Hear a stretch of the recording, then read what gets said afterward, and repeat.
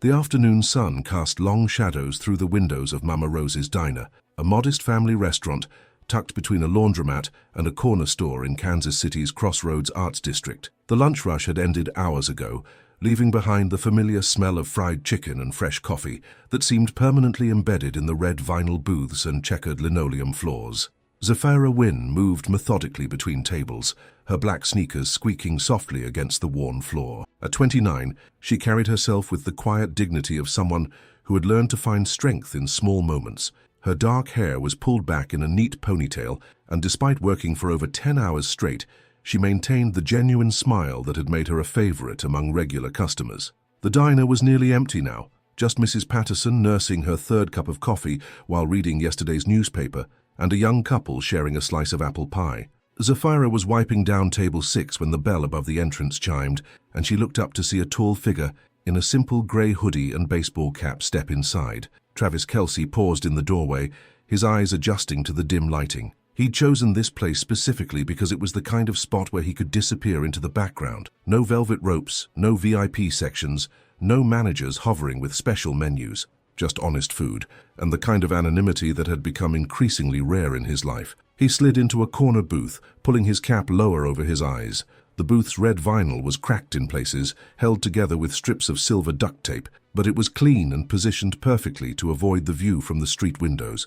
Zafira approached with a water glass and a worn menu, her professional smile intact, despite the exhaustion that made her shoulders ache. "Welcome to Mama Rose's. Can I start you with something to drink?" Travis looked up, and for a moment their eyes met. Recognition flickered across Zafira's face, not the starstruck expression he'd grown accustomed to, but something more like quiet acknowledgement. She'd seen him on television, of course. The Kansas City Chiefs were religion in this town, and Travis Kelce was one of its most celebrated saints. "Just water's fine for now," he said, his voice deliberately casual. "Maybe some coffee in a few minutes." "Of course." Zafira set down the water glass without any fanfare, no requests for selfies or autographs. "Take your time with the menu. The meatloaf's fresh today, and the chicken and waffles are always popular."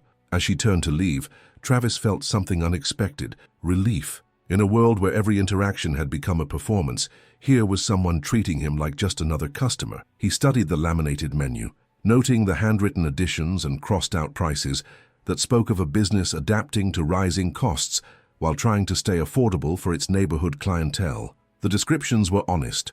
Mama's famous fried chicken, crispy, juicy, made with love, and home-style meatloaf, just like your grandmother made, assuming she was a good cook. When Zafira returned with coffee, Travis had made his decision. "I'll take the fried chicken dinner, please. And some of those mac and cheese I saw coming out of the kitchen. That looked incredible." "Good choice," Zafira said, scribbling on her order pad. "How do you like your chicken?" "We do it crispy, or extra crispy." "Extra crispy. I've been working out hard. Figured I earned it." Zafira smiled, a real smile this time, not just professional courtesy. "I hear you. Sometimes you just need comfort food that doesn't apologize for being comfort food." As she walked away, Travis found himself watching her move through the diner with practiced efficiency. She checked on Mrs. Patterson, refilled the young couple's coffee, and somehow managed to keep every table in her section happy while the kitchen worked on his order. There was something admirable about her professionalism, the way she made every customer feel valued, despite clearly being exhausted. The food arrived 20 minutes later, and it exceeded his expectations. The chicken was perfectly seasoned, the mac and cheese rich and homemade, the green beans cooked just right, not mushy, not too crisp. Travis ate slowly, savoring both the meal and the anonymity. No one bothered him for pictures. No one live-tweeted his lunch choices. He was just a guy eating dinner at a neighborhood diner. When Zafira brought the check, Travis glanced at the total, $18.47. He reached for his wallet, then paused. Something made him look up at Zafira, who was already turning away to give him privacy while he paid. "Excuse me," he said quietly. She turned back, that professional smile returning. "Was everything okay with your meal?" "More than okay. It was exactly what I needed." Travis hesitated, then continued. "You've been working hard today. How long have you been here?" Zafira glanced at the clock above the register. "Since 6 this morning. We had 2 people call in sick, so it's been a long one." Travis nodded, understanding more than she might expect. He knew about long days, about pushing through exhaustion, about showing up when your body wanted to quit. "Well, you made my day better. Thank you for that." Before Zafira could respond, Travis stood and walked to the register. She followed, expecting him to pay his check like any other customer. Instead, she watched as he quietly spoke to the cashier, a teenager named Marcus, who worked afternoons after school. "I'd like to pay for my meal," Travis said, "and also put $20 toward whatever the next customer orders. Can you do that?" Marcus nodded enthusiastically, recognizing Travis now that he was closer. "Absolutely, Mr. Kelce. That's really cool of you." Travis glanced back at Zafira, who was pretending to organize menus at the counter, but was clearly listening. He made a decision that would change both their lives. Walking back to her, he spoke quietly enough that only she could hear. "Keep the 20 for yourself, you've earned it today." Zafira shook her head immediately. "Oh, I can't accept that, really, it's too much." "It's not a tip," Travis said gently. "It's just one person recognizing another person's hard work, no strings attached." Before she could protest further, Travis headed for the door. As he reached it, he turned back one final time. "Take care of yourself, Zafira. People like you make the world better." And then he was gone, leaving Zafira standing by the register, holding a $20 bill and wondering if she'd imagined the entire interaction. What neither of them noticed was Marcus discreetly pulling out his phone during the exchange, or the fact that the customer at table 4, a college student named Derek who spent most of his time creating content for TikTok, had been filming the entire interaction from his booth. As Zafira walked back to continue her shift, Derek was already uploading the video with a caption that would change everything. "Just watched a NFL star pay for his meal and tip a hard-working waitress. This is how you treat people. Real recognize, real. Travis, Kelce, good people." But that was still hours away from going viral. For now, Zafira simply tucked the $20 into her apron pocket and got back to work, unaware that her small act of kindness, and Travis's recognition of it, was about to become the talk of the internet. The next morning arrived grey and drizzling, matching Zafira's mood as she hurried through the employee entrance of Mama Rose's diner. She'd barely slept, her mind replaying the unexpected encounter with Travis Kelce. The $20 bill sat on her nightstand like evidence of a dream, but the memory felt real enough. His genuine smile, the way he'd noticed her exhaustion, the quiet dignity with which he'd shown appreciation for her work. Zafira hung her coat in the narrow employee break room, a cramped space that smelled perpetually of industrial coffee and the lingering traces of whatever lunch someone had microwaved weeks ago. The morning shift was already in full swing. She could hear the sizzle of bacon on the grill and the familiar chatter of the breakfast crowd through the thin walls. "Zafira." The voice cut through the morning routine like a blade. Callista Noreen, the general manager, stood in the doorway with her arms crossed and an expression that could freeze coffee mid-pour. At 42, Callista had climbed her way up from server to management through a combination of ruthless efficiency and an unwavering belief that rules existed to be enforced, not interpreted. "Good morning, Ms. Noreen," Zafira replied, tying her apron with practiced speed. "I know I'm a few minutes early, but I can start setting up Section 3 if... My office, now." The words hung in the air between them like a challenge. Zafira felt her stomach drop, but she followed Callista through the narrow hallway that led to the manager's office, a windowless room barely larger than a closet, dominated by a metal desk covered in invoices, schedules, and corporate memos from the restaurant group that owned Mama Rose's. Callista closed the door and gestured to the single plastic chair facing her desk. "Sit." Zafira sat, her hands folded in her lap, mind racing through possible reasons for this meeting. Had she made a mistake yesterday? Forgotten to ring up an order, spilled something and failed to clean it properly? Callista settled behind her desk and opened a manila folder. "Yesterday afternoon, approximately 3:15 p.m., you served table 7. A single male customer ordered the fried chicken dinner with mac and cheese." "Yes," Zafira said carefully. "Is there a problem with the order?" "The problem," Callista said, her voice gaining an edge that made Zafira's pulse quicken, "is what happened after the order. According to Marcus Williams, our cashier, you engaged in inappropriate contact with a celebrity customer." Zafira blinked in confusion. "Inappropriate contact? I served his food and brought his check. That's what we do." Callista slid a printed screenshot across the desk. It was a frame from a TikTok video showing Travis Kelce at the register with Marcus. The image quality wasn't perfect, but it clearly showed the exchange of money and Travis speaking to someone off camera. "This video has been viewed over 2 million times since last night," Callista continued. "Our corporate office started getting calls at 6 this morning from reporters wanting to know about our special celebrity treatment policies." "Special treatment?" Zafira's voice rose slightly. I treated him exactly like every other customer. Better than most, maybe, because I didn't bother him for autographs or pictures. That's not what this looks like, Callista said, tapping the screenshot. This looks like you solicited a tip from a famous customer. This looks like you violated our harassment policy. Zafira felt the blood drain from her face. Ms. Noreen, I never asked him for anything. He offered the tip on his own, and I tried to refuse it. Ask Marcus. He saw everything. Marcus is 17 years old and starstruck. His version of events is hardly reliable. Callista leaned back in her chair, her expression growing colder. What I know is this. We have a strict policy about employee conduct with notable customers. We've had this conversation before about maintaining professional boundaries. When have we had this conversation? Zafira demanded, her composure finally cracking. I've worked here for 3 years. I've never had a single complaint about my service or my conduct. Your employment file suggests otherwise. Callista opened another folder, this one noticeably thicker. Multiple incidents of excessive familiarity with customers, taking too much time at tables, engaging in personal conversations during service hours. Zafira stared at the folder in disbelief. Excessive familiarity? You mean being kind to people, remembering their usual orders, asking Mrs. Patterson about her grandchildren? I mean failing to maintain appropriate professional distance, Callista replied. And yesterday's incident with Mr. Kelce is simply the latest example of behavior that reflects poorly on this establishment.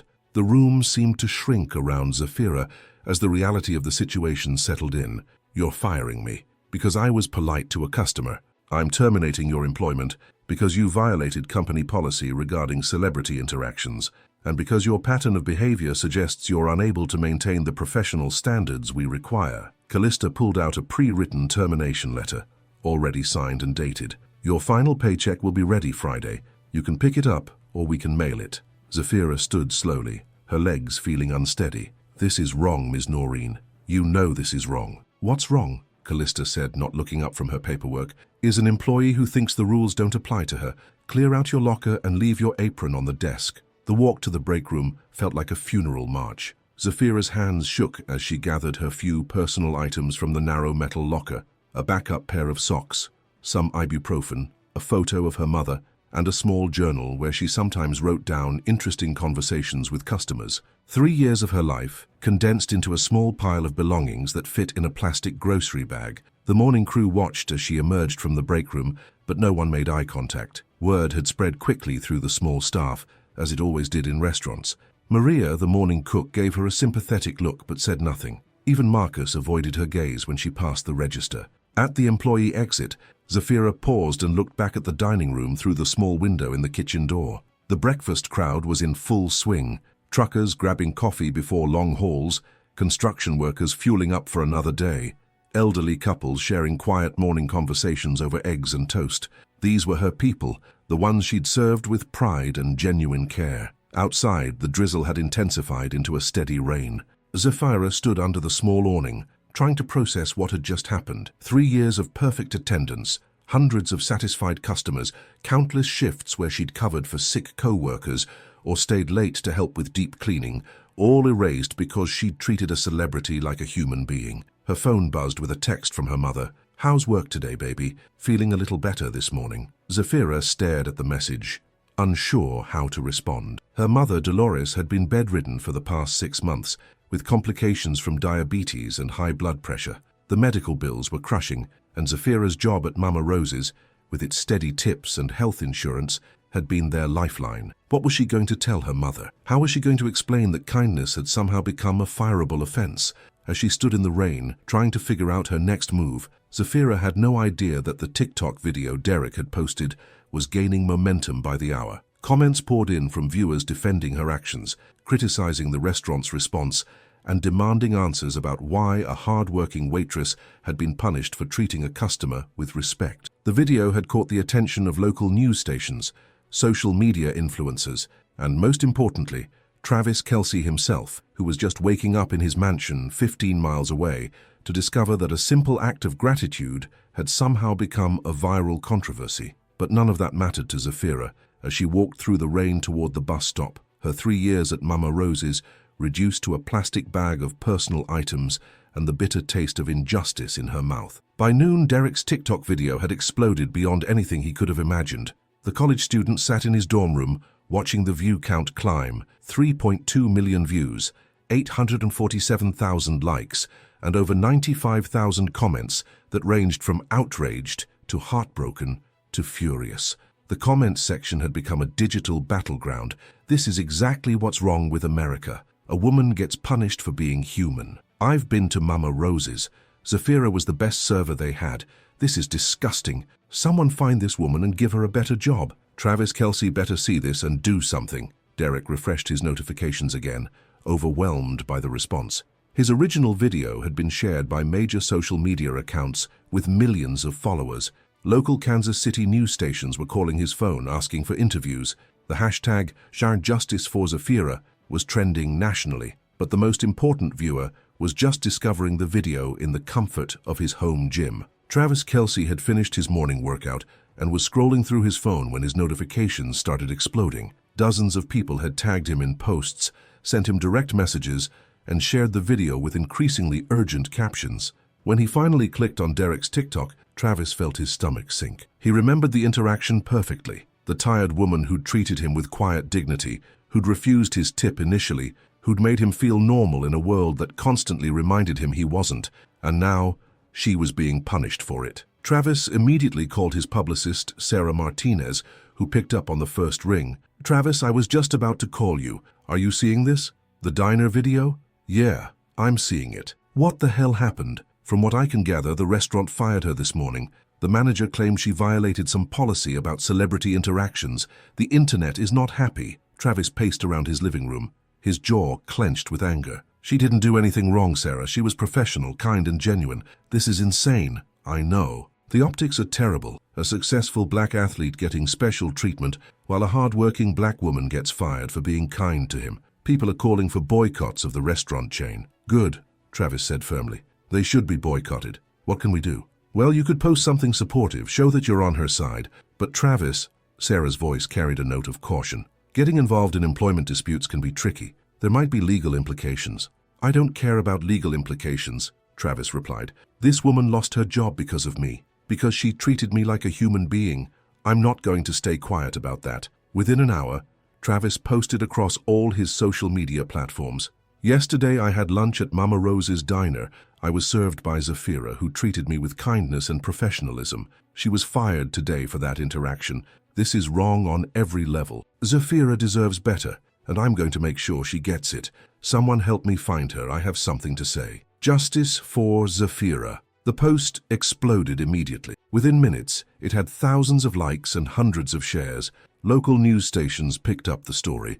National sports media began covering it as an example of athlete activism. The Kansas City community rallied behind both Travis and Zafira. Meanwhile, Zafira sat in her mother's bedroom, oblivious to the digital revolution happening in her name. She'd turned her phone off after the third call from an unknown number, assuming they were debt collectors or marketing calls.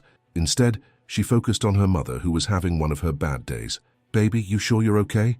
Dolores asked for the 5th time in an hour. Despite her illness, she could read her daughter's mood like a familiar book. "You seem upset about something." "I'm fine, Mama," Zafira lied, adjusting her mother's pillows. "Just tired from work yesterday." Dolores studied her daughter's face. "You know I raised you better than to lie to your mama. What's really going on?" Before Zafira could answer, someone knocked on their apartment door. It was Mrs. Chen from next door, her eyes wide with excitement. "Zafira, girl, you need to turn on your phone right now. You're all over the news." "What are you talking about?" Mrs. Chen thrust her own phone towards Zafira, showing Derek's viral video. "This is you, isn't it? With that football player." Zafira watched the video in stunned silence, seeing herself and Travis from an angle she hadn't known existed. The comments were overwhelming, thousands of strangers defending her, calling her firing unjust, demanding action. "There's more," Mrs. Chen said excitedly, scrolling to Travis's post. "Look what he said about you." Reading Travis's words, Zafira felt tears forming in her eyes. A man she'd served once was using his massive platform to defend her when no one else would. Her phone, when she finally turned it on, erupted with notifications. Text messages from friends, missed calls from reporters, and dozens of social media alerts. The story had taken on a life of its own. By evening, 3 local news stations had run stories about the incident. The restaurant chain's corporate office issued a statement defending their employment policies and procedures, which only fueled more outrage. Protesters began gathering outside Mama Rose's diner, carrying signs reading, "Justice for Zafira" and "Kindness isn't a crime." Callista Noreen, meanwhile, was discovering the dark side of viral fame. Her personal social media accounts were flooded with angry messages.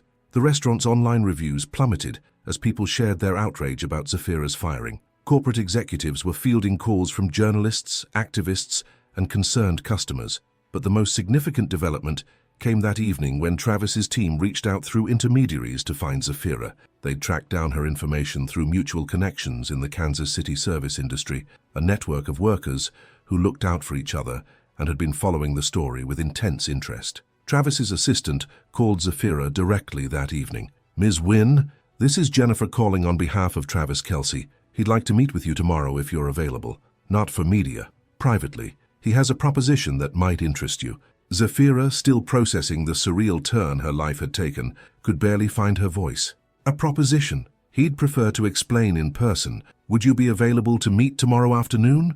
We can send a car." As Zafira hung up the phone, she looked at her mother, who had been listening to every word with growing amazement. "Baby," Dolores said softly, "I think your life just changed." Outside their apartment window, the lights of Kansas City twinkled in the distance, and somewhere in that constellation of possibilities, a new future was taking shape, one that neither Zafira nor Travis could have imagined when they'd first met over fried chicken and kindness.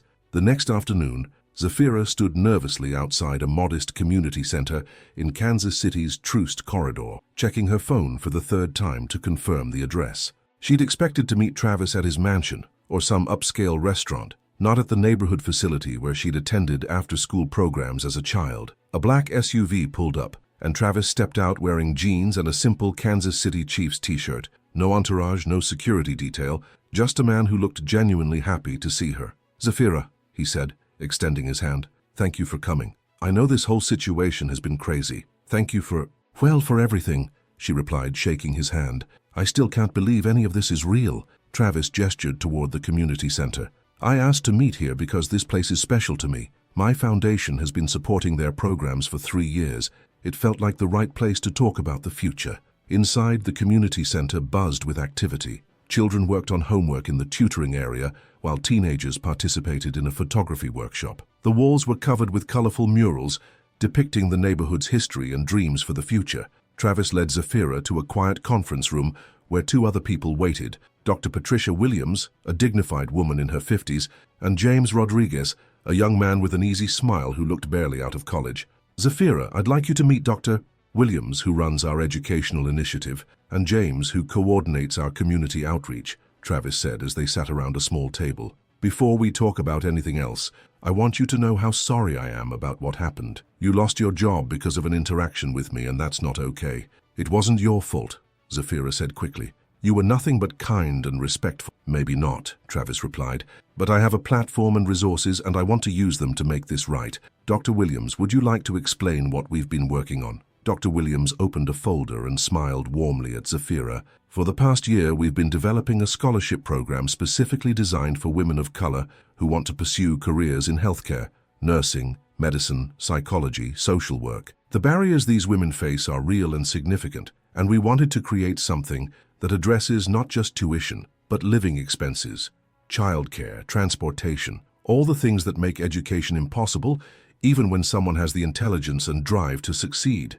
Zafira listened intently, wondering where this was leading. "We've been looking for our first recipient," Dr. Williams continued, "someone who embodies the spirit of service and resilience we want to support. When Travis told us about you, about how you've been supporting your mother while working multiple jobs, about your dream of becoming a nurse, we knew we'd found her." The room fell silent as Zafira processed what she was hearing. "I'm sorry, what?" Travis leaned forward. "We'd like to offer you a full scholarship to the nursing program at the University of Missouri, Kansas City. Full tuition, books, living expenses, everything, plus support services to help you succeed." Zafira's hands began to shake. I don't understand. How do you know about my wanting to be a nurse?" James spoke up. "After the video went viral, some of your former co-workers reached out. They talked about how you'd mentioned wanting to go back to school, how you'd always been the one taking care of people during your shifts.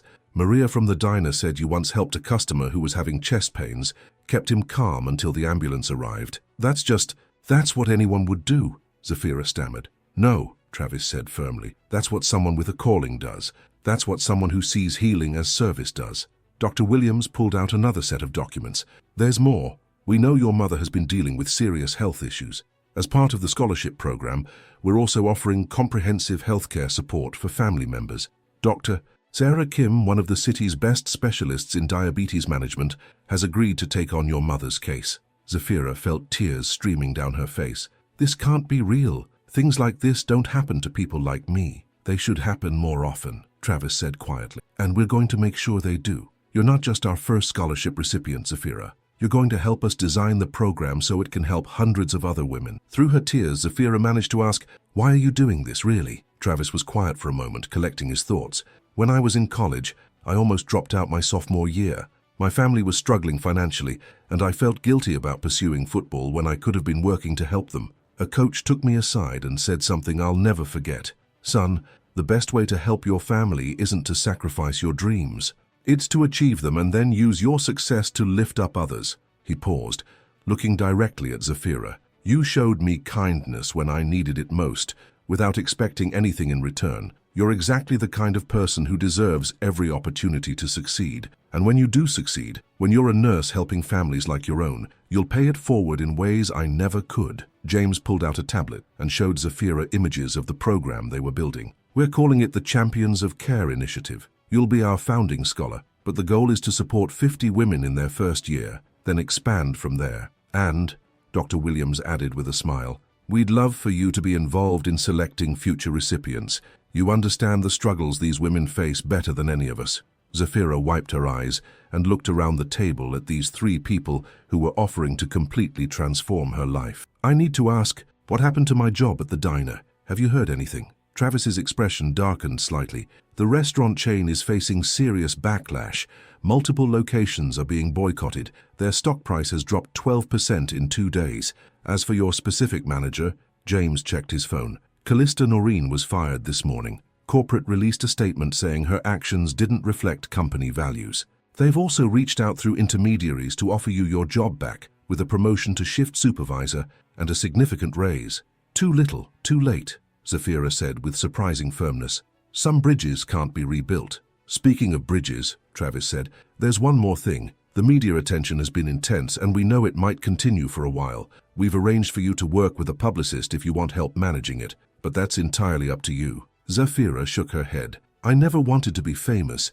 I just wanted to work hard and take care of my family. And now you can do that in a way that helps other families too," Dr. Williams said. "Your story has already inspired people across the country. Imagine what your success as a nurse will inspire." As the meeting concluded, Zafira found herself holding a folder full of documents that represented a completely different future than the one she'd imagined 24 hours earlier. The nursing program would start in the fall semester, giving her time to prepare and get her mother's health stabilized.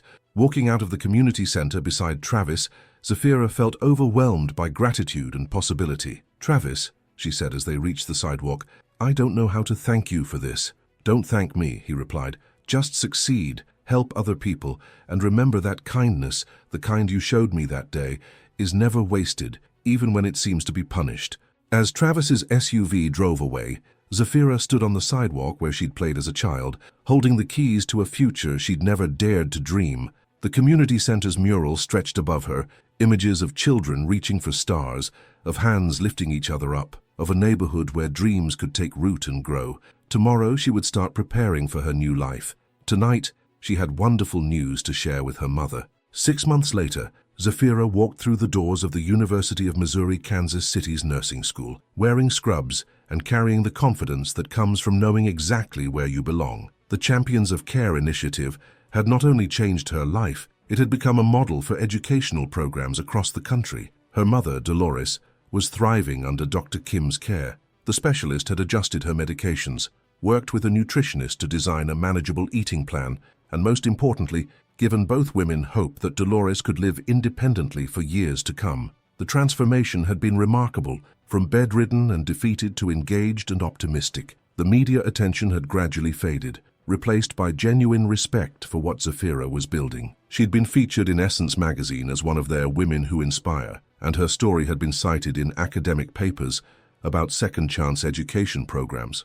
But what mattered most to her were the 47 other women who had joined the Champions of Care initiative, each bringing their own story of resilience and determination.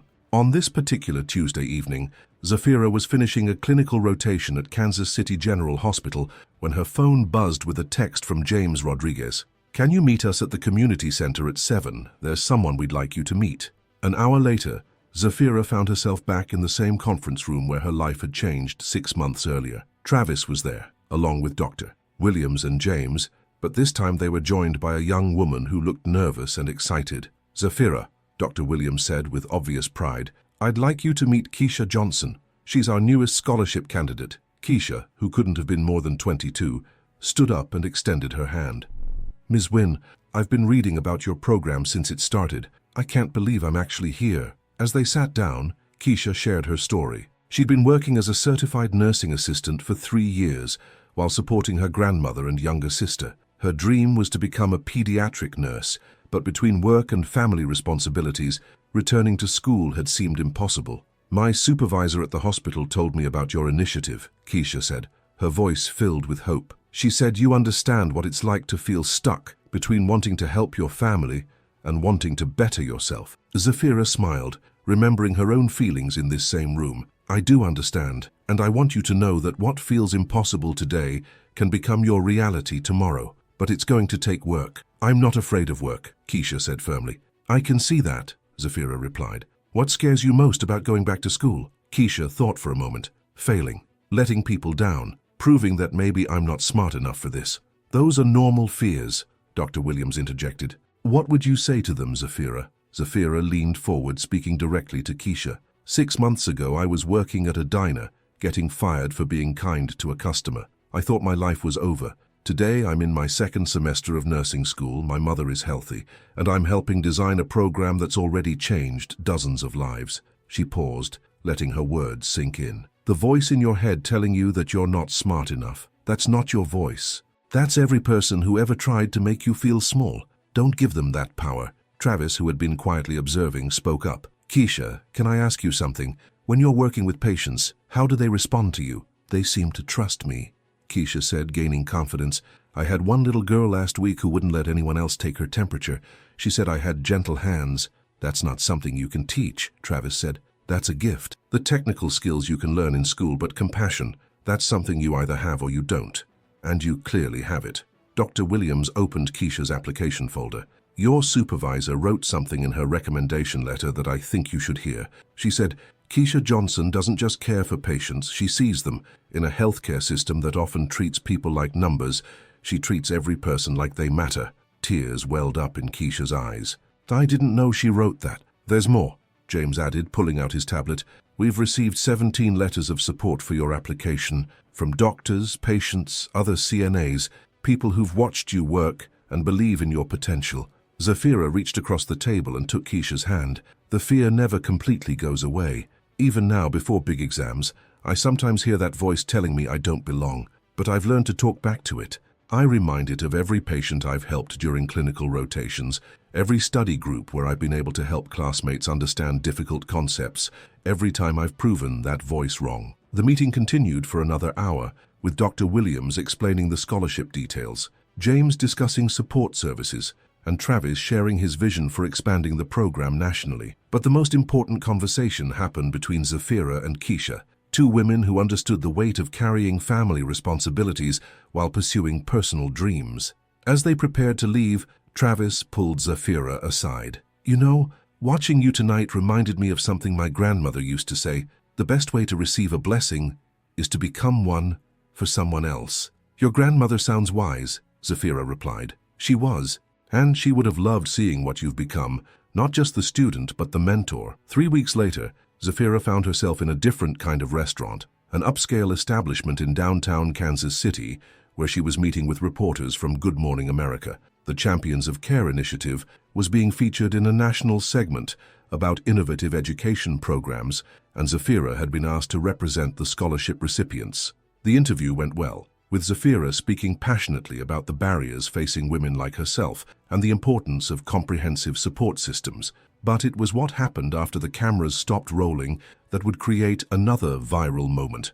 As Zafira waited for her ride, she noticed a young Latina waitress struggling with an overly demanding customer. The man was berating her for bringing the wrong appetizer, his voice growing louder and more aggressive with each word. Without thinking, Zafira stood up and approached the table. "Excuse me," she said politely to the customer. "I couldn't help but notice you seem upset. Is there something I can help resolve?" The man looked at her dismissively. "This doesn't concern you." "Actually, it does," Zafira replied calmly. "Treating service workers with respect concerns all of us. Maria here," she glanced at the waitress's name tag, "is doing her best to fix whatever went wrong. The least we can do is treat her like a human being while she does it." The man started to argue, but something in Zafira's steady gaze made him reconsider. He grumbled an apology and lowered his voice. After he left, Maria approached Zafira with tears in her eyes. "Thank you. You didn't have to do that." "Yes, I did," Zafira said with a smile. "Someone once told me that kindness is never wasted, even when it seems to be punished, and sometimes it's rewarded in ways you never expected." She handed Maria her business card. She had them now as a spokesperson for the Champions of Care initiative. "If you're ever interested in going back to school, we might be able to help." A customer at a nearby table had recorded the entire interaction on his phone. By evening, the video was circulating with the caption, "This is the woman who got fired for being kind to Travis Kelce. Look what she's doing now. Asinchi kindness matters. I should pay it forward." The video reached Travis within hours, and he shared it immediately with his own caption. "This is why we invested in Zafira, not because she needed saving, but because she's a natural saver of others. Proud to know her." 6 months after that, Zafira graduated from nursing school with honors. The ceremony was held at the university's largest auditorium, filled not just with graduates and their families, but with dozens of Champions of Care recipients, program supporters, and community members whose lives had been touched by the initiative. Travis Kelce was there, of course, sitting in the front row next to Dolores, who was now healthy enough to attend her daughter's graduation. Trey Williams spoke at the ceremony, highlighting the program's success and announcing its expansion to 5 more cities. But the most powerful moment came when Zafira took the stage for the valedictorian address. She looked out at the audience, at her mother, at Travis, at Keisha and the other scholarship recipients, at Maria from the restaurant who had since enrolled in the program herself. 2 years ago, she began, I was fired from a job for the crime of being kind. Today I'm a registered nurse, and kindness isn't just welcome in my profession, it's essential. She paused, finding her mother's face in the crowd. My mother taught me that dignity isn't something anyone can give you or take away. It's something you carry inside. But opportunity, that's different. Opportunity often requires someone else to open a door, to take a chance, to see potential where others see problems. Looking directly at Travis, she continued. A famous man once paid for his lunch at a diner and left a tip for a tired waitress. That simple act of recognition changed everything, not because of the money, but because of the message that hard work matters, that kindness matters, that everyone deserves to be seen and valued. The audience erupted in applause, but Zafira held up her hand to continue. Now it's our turn to open doors. Every one of us in this graduating class has the power to recognize potential in others, to offer opportunities, to treat every person we meet with the dignity they deserve. That's how change really happens, not in viral moments or news cycles, but in countless small acts of recognition and kindness. As she concluded her speech, Zafira looked out at faces filled with hope and determination. In the audience sat current scholarship recipients, future nurses and doctors and social workers who would carry forward the message that everyone deserves a chance to succeed. After the ceremony, as photos were taken and congratulations exchanged, Travis found Zafira in the crowd. I have something for you, he said, handing her a small wrapped box. Inside was a simple pendant, a pair of hands cradling a heart with an inscription on the back, for Zafira, who taught me that true champions lift others as they rise. Travis, I can't accept this, she said, though her eyes filled with tears. Sure you can, he replied with a grin. Just don't get fired for it. They both laughed, remembering how far they'd come from that afternoon at Mama Rose's diner. Around them, the celebration continued. Graduates hugging families, professors congratulating students, Champions of Care recipients planning their own futures in healthcare. In a corner of the auditorium, Keisha Johnson sat with her grandmother, holding her acceptance letter to medical school. The little girl who had once trusted her with gentle hands had inspired Keisha to pursue pediatric medicine, and the Champions of Care initiative had made it possible. At another table, Maria was showing her mother the textbooks for her nursing prerequisites, both women crying happy tears as they planned Maria's path to becoming a nurse practitioner. And in the center of it all, Zafira Wynne, former waitress, fired for kindness, now a registered nurse and the founding voice of a movement that had already changed hundreds of lives, stood surrounded by the proof that sometimes the worst moments in our lives are just the beginning of the best chapters. The circle was complete, but the story was far from over. In hospitals and clinics across the country, Champions of Care recipients were healing patients, pursuing advanced degrees, and opening doors for the next generation of women who had been told their dreams were too big for their circumstances. And in Kansas City, at a small community center in the Troost Corridor, Dr. Patricia Williams was interviewing the newest class of scholarship recipients, women who had heard Zafira's story and believed that they, too, could transform kindness into opportunity, setbacks into comebacks, and service into success. The legacy of a simple act of human decency had become something greater than anyone could have imagined, and it all started with a tired waitress who refused to stop being kind, even when kindness seemed to cost her everything.